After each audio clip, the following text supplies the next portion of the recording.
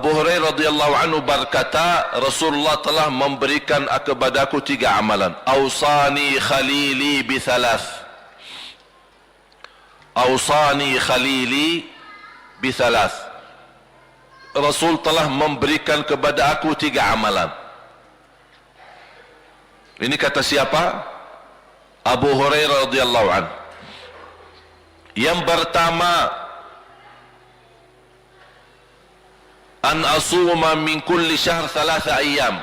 Setiap bulan puasa 3 hari. Ini amalan pertama. Dijelaskan di hadis yang lain, yang dimaksud 3 hari setiap bulan adalah ayyamul bid, 13, 14 dan 15. Amalan yang kedua, wa an usalli duha, jaga salat duha. Yang ketiga, wa an utira qabla an anam. Wahai Abu Hurairah, jaga witir sebelum tidur. Ini wasiat Rasul kepada Abu Hurairah. Saya begitu baca hadis ini yang sahih, saya pun terkejut. Sepertinya Rasul sudah tahu akhir zaman umatnya bakal suka ketiduran, makanya sudah ada solusi dari zaman Rasul. Abu Hurairah, jaga witir sebelum tidur. Ini buatmu dan umatku yang nanti datangnya suka ketiduran. Sudah, Rasul sudah kasih jawabannya. Daripada rugi, tidak sama sekali dapat pahalanya, Rasulullah SAW mengingatkan, innallaha witrun yuhibbul witr fa'awtiru. Allah maha witir, Allah cinta witir, jagalah witir. Tahu enggak ibu-ibu jamaah sekalian, di mazhab Imam Hanbali ada satu pendapat di dalam mazhab Imam Hanbali, orang yang tidak rutin salat witir tidak boleh jadi saksi nikah.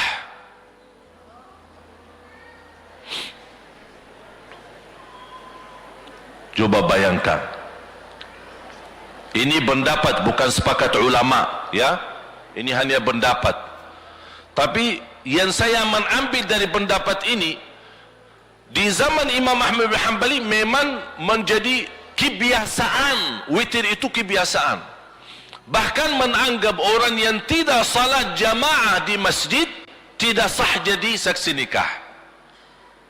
Ada pendapat seperti itu dalam fikih. Bagaimana yang tidak salat sama sekali? Bagaimana yang tidak salat sama sekali? Makanya kita di Madinah, kalau ada orang nikah, biasa kita nikah di mahkamah, di depan hakim. Mahkamah kan dekat Masjid Nabawi. Jadi datang calon laki-laki sama keluarga perempuan, termasuk perempuan juga dibawa di depan hakim untuk menikahkan mereka. Hakim juga bertanya sama wanita. Hakim bertanya sama wanita, kamu terima nikahnya sama laki ini? Tidak ada yang maksa? Tidak ada, karena kadang-kadang terpaksa karena aturan budaya, karena kebiasaan keluarga. Jadi hakim harus bertanya langsung sama wanita. Habis selesai, sudah diamankan laki dan perempuan, datang saksi. Kan harus ada 2 saksi. Hakim bertanya, salat jamaah enggak? Kalau dia jawab, iya saya salat jamaah, minta dibawain surat dari imam masjid. Ini ahli masjid, surat ini ahli masjid, jamaah kita. Nanti disesuaikan masjidnya sama alamat rumah. Alasan mungkin dia besok kenal masjid, imam masjid mana, tapi dia tidak pernah salat di masjid, cuma karena teman atau keluarga kebetulan. Ini Pak diminta surat, ini saya mau jadi saksi. Begitu ketat. Saya sering menghadiri acara pernikahan, tak pernah saya mendengar yang membawa acara tanya saksi, Pak, salat enggak? Kalau bapa tidak salat, mohon maaf kami tidak bisa terima bapa jadi saksi. Kacau acara pernikahan.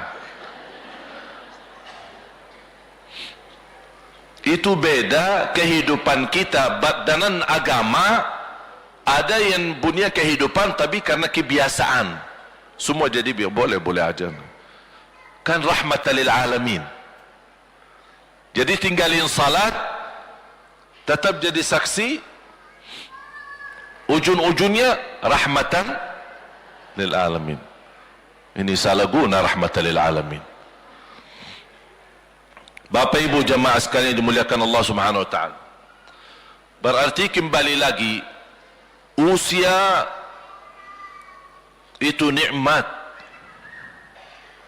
besar.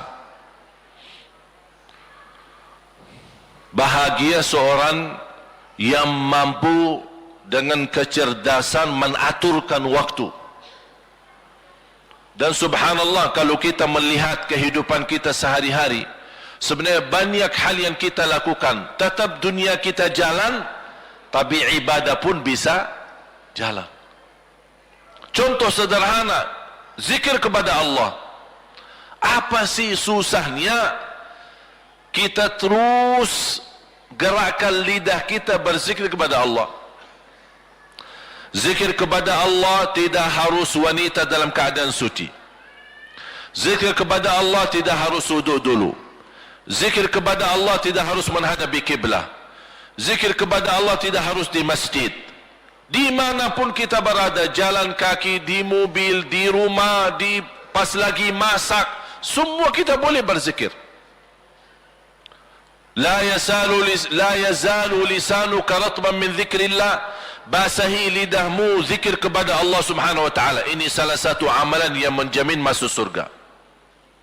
Jangan hanya basahi lidahmu dengan zikir kepada Allah. Amalan yang paling ringan tapi pahalanya yang paling besar, itu zikir. Ringan. 2 kalimat, ringan di atas lidah, berat di atas timbangan, dicintai Allah subhanallah wa bihamdi subhanallahil azim.